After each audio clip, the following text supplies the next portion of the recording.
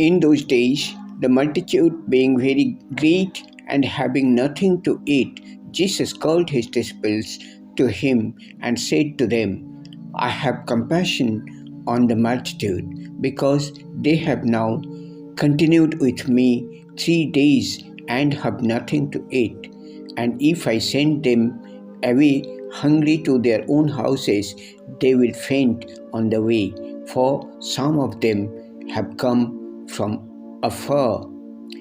Then his disciples answered him, how can one satisfy these people with bread here in the wilderness?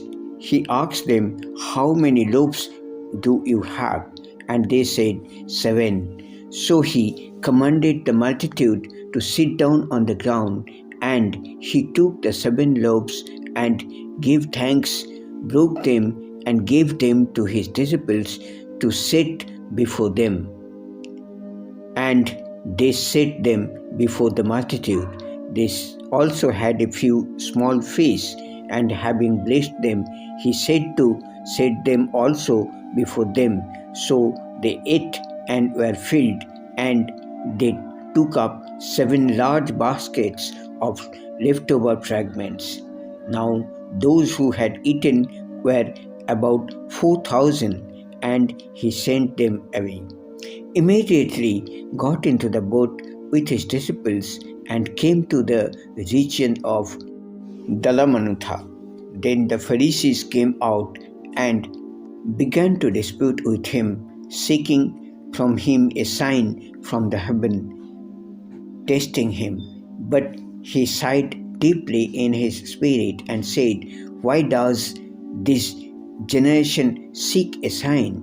Assuredly, I say to you, no sign shall be given to this generation. And he left them, and getting into the boat again, departed to the other side. Now the disciples had forgotten to take the bread, and they did not have more than 1 loaf with them in the boat. Then he charged them, saying, take heed, beware of the leaven of the Pharisees and the leaven of Herod. And they reasoned among themselves, saying, if it is because we have no bread. But Jesus, being aware of it, said to them, why do you reason because you have no bread?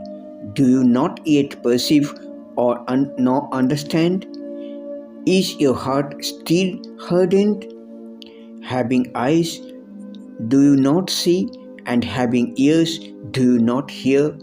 And do you not remember when I broke the 5 loaves for the 5,000, how many baskets full of fragments did you take up? They said to him, 12. Also, when I broke the 7 for the 4,000, how many large baskets full of fragments did you take up? And they said, 7. So he said to them, how is it you do not understand? Then he came to Bethsaida, and they brought a blind man to him and begged him to touch him. So he took the blind man by the hand and led him out of the town. And when he had spit on his eyes and put his hands on him, he asked him if he saw anything. And he looked up and said, I see men like trees walking.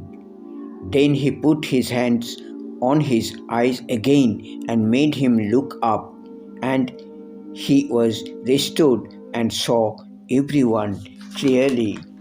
Then he sent him away to his house, saying, neither go into the town nor tell anyone in the town.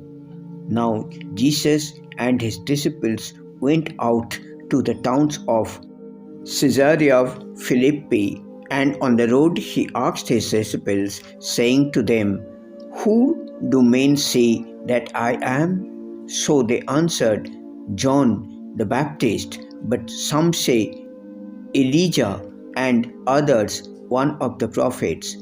He said to them, "But who do you say that I am?" Peter answered and said to him, "You are the Christ."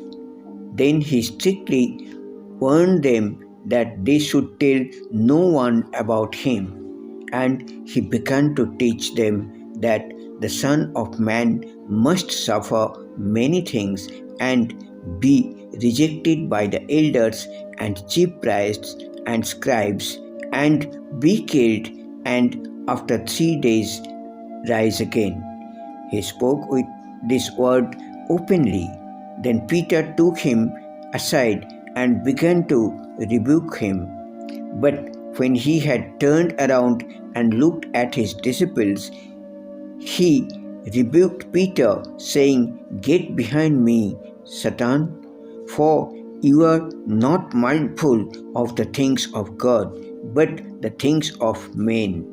When he had called the people of to himself with his disciples also, he said to them, "Whoever desires to come after me, let him deny himself and take up his cross and follow me.